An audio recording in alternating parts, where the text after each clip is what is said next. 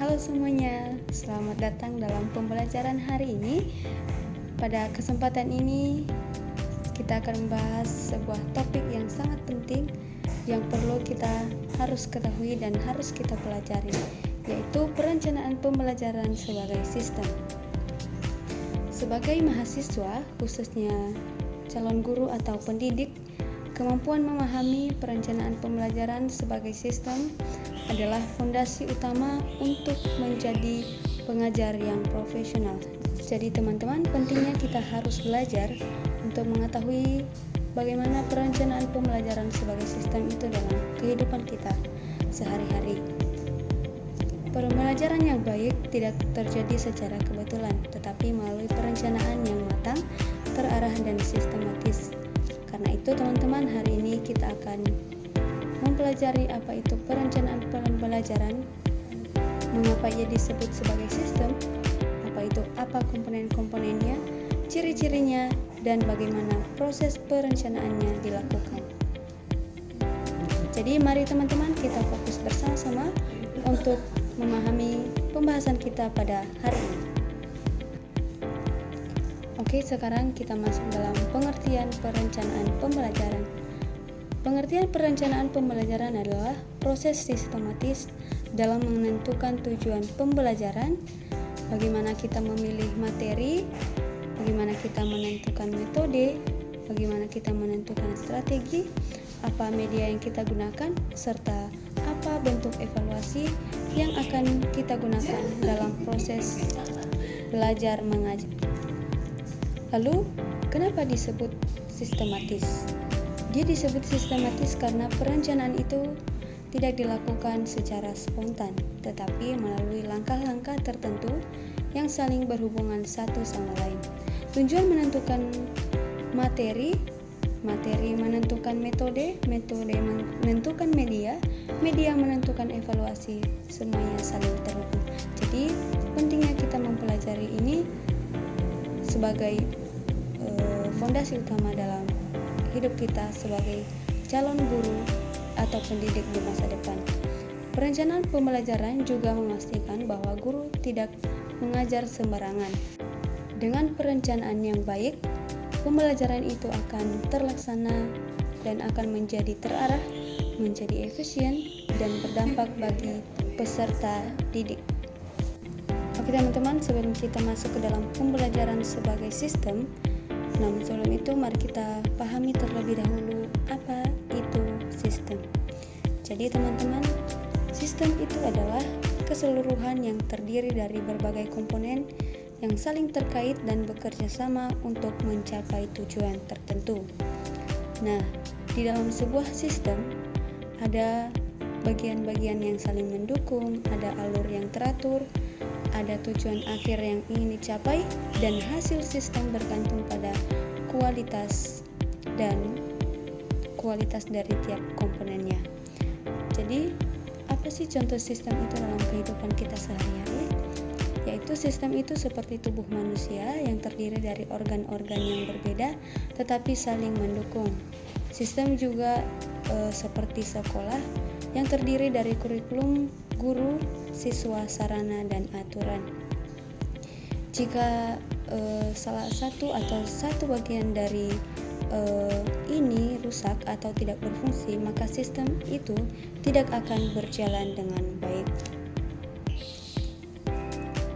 Oke, sekarang kita masuk dalam perencanaan pembelajaran sebagai sistem. Nah, apa itu yang disebut sebagai perencanaan sebagai sistem? Perencanaan pembelajaran disebut sebagai sistem karena memiliki komponen-komponen yang saling terhubung.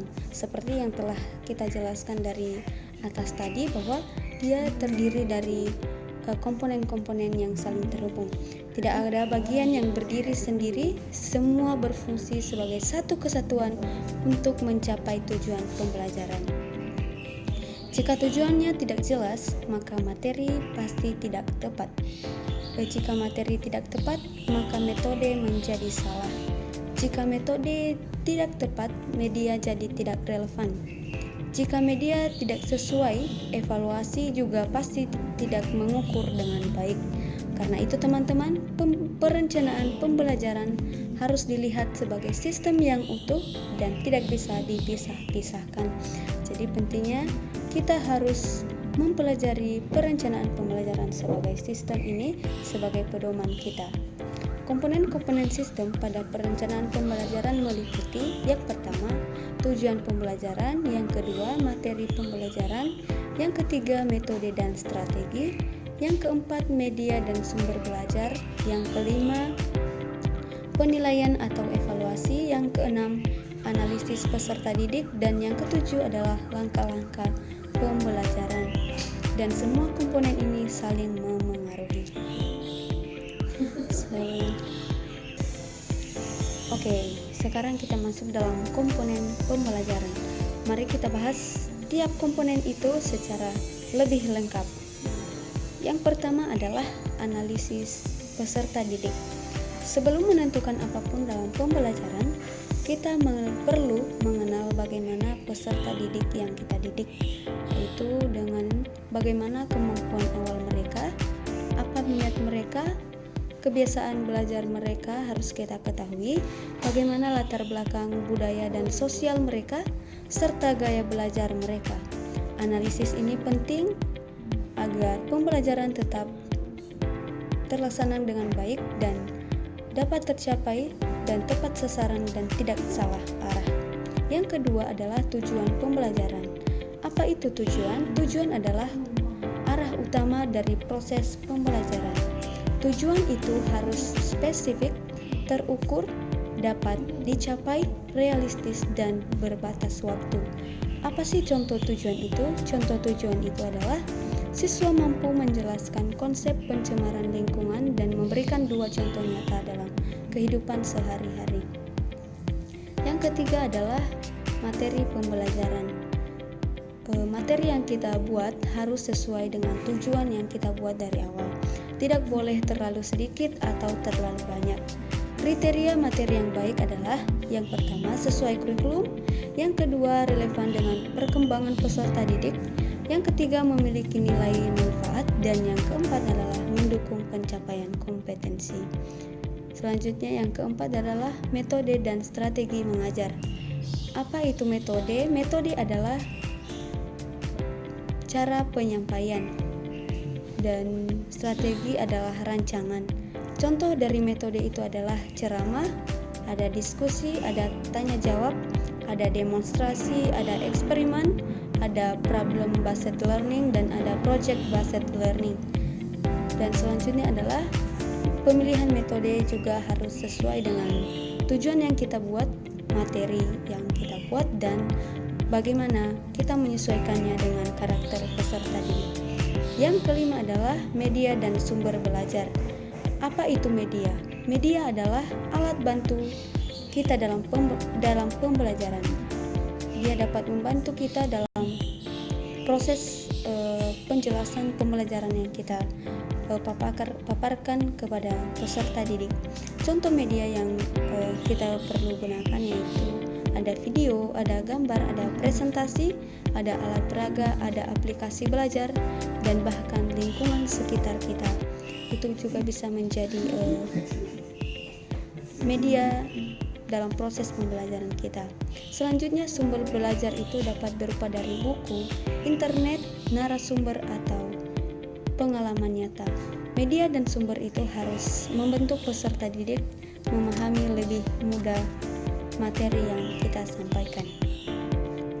Selanjutnya yang keenam adalah kegiatan atau langkah-langkah pembelajaran. Ini adalah alur kerja pembelajaran mulai dari awal hingga akhir. Biasanya terdiri dari pendahuluan yang di dalamnya ada persepsi, motivasi, dan tujuan. Yang kedua ada kegiatan inti, yaitu ada eksplorasi, ada elaborasi, dan konfirmasi. Selanjutnya yaitu penutup, refleksi, simpulan, evaluasi singkat. Langkah-langkah ini harus jelas, runtut, dan logis. Selanjutnya yang ketujuh adalah evaluasi pembelajaran. Evaluasi pembelajaran itu perlu kita lakukan karena evaluasi ini digunakan untuk kita dapat menilai apakah tujuan yang kita buat itu sudah tercapai dengan baik dan sejauh mana siswa memahami materi dan bagaimana proses pembelajaran berlangsung.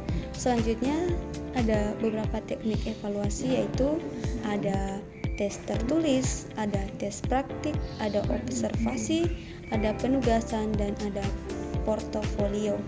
Evaluasi harus sesuai dengan tujuan dan indikator pembelajaran yang telah kita buat.